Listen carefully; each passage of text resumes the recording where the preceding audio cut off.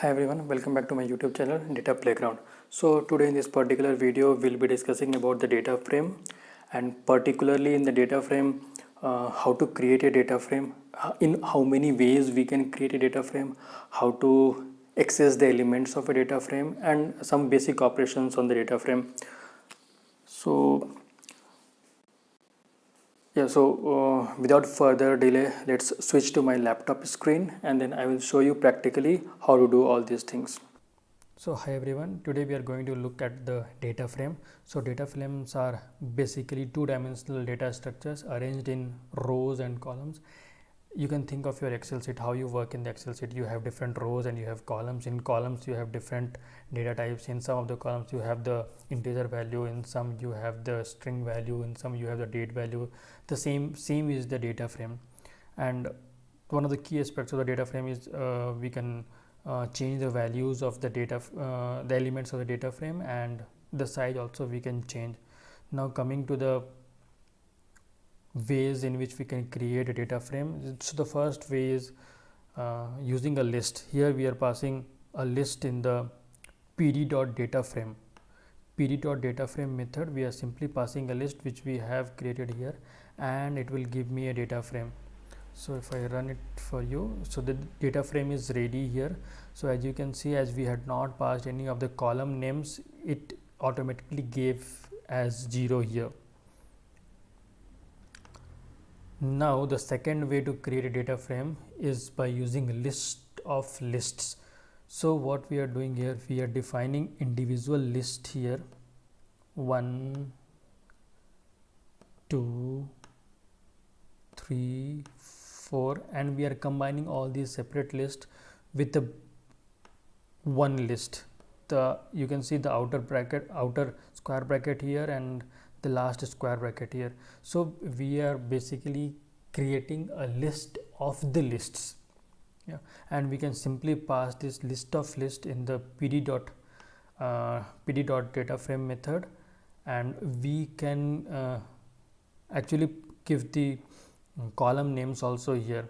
So this is how we define the column names after passing the list of lists, comma, columns equal to, and we can give the column names within list here. So basically we are creating a list here and then passing the values here, and data type we are defining it as int. Now you can see the data frame is created with the columns as subject and marks, and the values which we have passed as a list.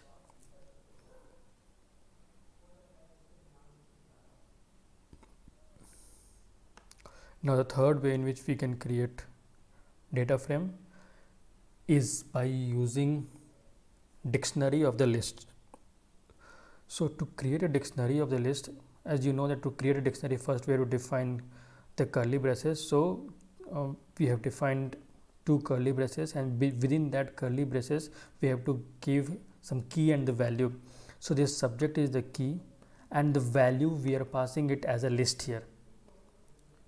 That is why we are calling it as a dictionary of list.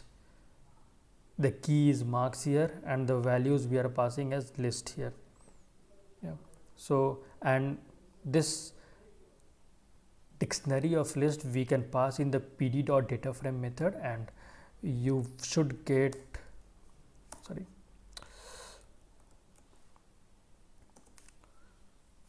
the data frame created, as you can see.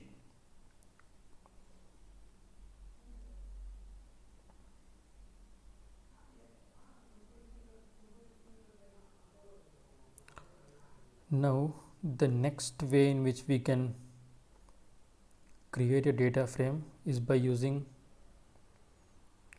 list of dictionaries. This is the opposite of the previous one. So we have to create a list of the dictionaries. So as you know that to create a list we have to define something within the square bracket. So we have defined one square bracket at the starting and at the end, and inside that we will create different dictionaries. So one dictionary is here. Within the curly braces we are passing keys, key value, key value, key value, and the next dictionary is this one. Within the curly braces we are passing key value, and the list of dictionary which we have created, we have to just pass it in the pd.dataframe method, and we are passing the index values here as semester 1 and semester. So the index value means left hand side, the index which comes, it is that thing. So you can see here the data frame got created with index semester 1 and semester 2 and with marks for each subject. Now the next way in which we can create data frame is by using dictionaries of series. So you go by the name dictionary of series. So first we have to define a dictionary. So to do that, we will first put two curly braces, and after that, within that we will define series. And as the dictionary needs a key and the value, so key we are passing as subject here, and the value we will pass as the series. You can see we have created a series here, and the same way key, and this would be the value which is basically a series here. So if I run this, you should get the data frame.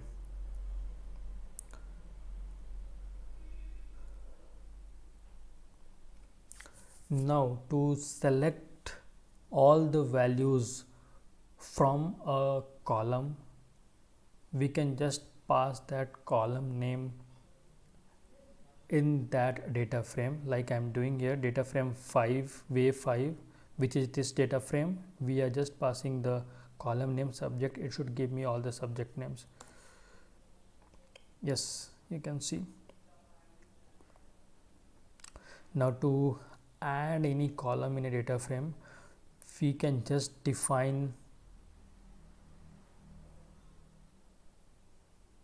it like this, like the new name of the column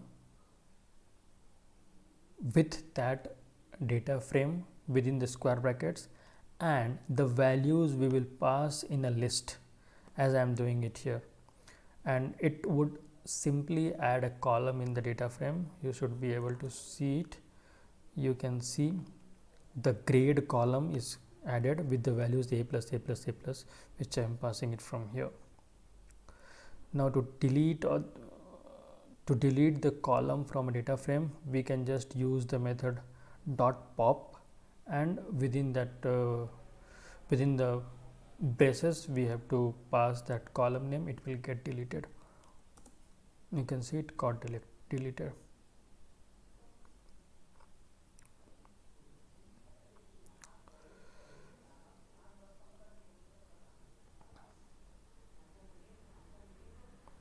Now, so to get all the column names of a data frame, we can just use .column method. It will give you all the column names of that data frame.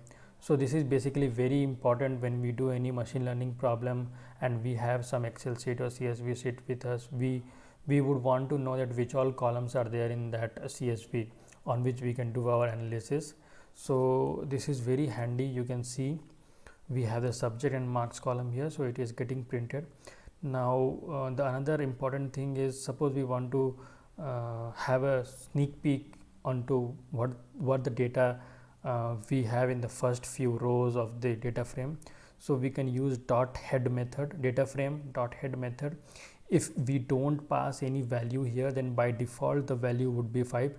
That means the first 5 rows would get printed, but if we are passing some value here, that many row would be printed. So here, as I'm passing 3 here, 3 rows would be printed. So 1, 2 and 3, the chemistry one should not be printed here.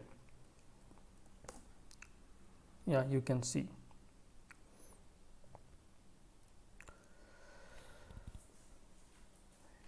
So yeah, that's all from this video. So just to give you a recap, what we learned what is data frame, how to create data frame in different ways, using lists of lists, using dictionaries, using list of dictionaries, using dictionaries of list, using series all those methods we saw how to access the columns of a data frame, we saw how to access all the elements of a data frame, how to add a new column, how to delete a new column. Yeah, and in the upcoming videos we would be discussing about a very important topic called as log and ilog, in which we can access the data frame columns and different elements of that data frame. So stay tuned for that. Bye bye. Welcome back everyone. So I think I have given you a good knowledge on the data frame, how to create data frame and how to access the elements of the data frame and some basic operations on the data frame. In the next video we'll be covering up the more advanced topic of the data frame, so stay tuned in this YouTube channel. So with this we come to an end of this video. If you gained some knowledge, then please like, share and subscribe. Until then, bye bye.